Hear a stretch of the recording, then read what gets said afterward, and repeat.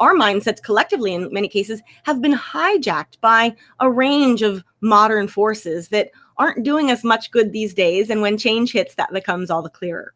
So See What's Invisible is a great example of this. And there are lots of ways I could tee this up depending on who I'm talking to.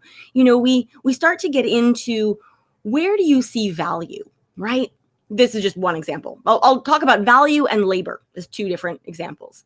Where do you see value? Most people today see value where there are dollar signs. But what about that value, like any kind of parenting or volunteering or a car that sit parked idling asset? Like, these are all valuable, but they don't show up in GDP. They're deemed to be sort of latent. And here I'm using a couple different examples, but all of that value, some of the most important value, and let's just talk invisible value, invisible labor. Let's talk for a moment about parenting, about volunteering, about being there for your neighbor. All of those things that we do as humans to show up for one another, which are actually, I would say, the most valuable ways we can spend our time. And yet they're not captured in GDP.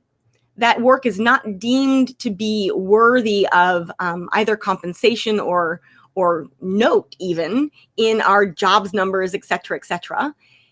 And that's really at everyone's collective danger, so to speak.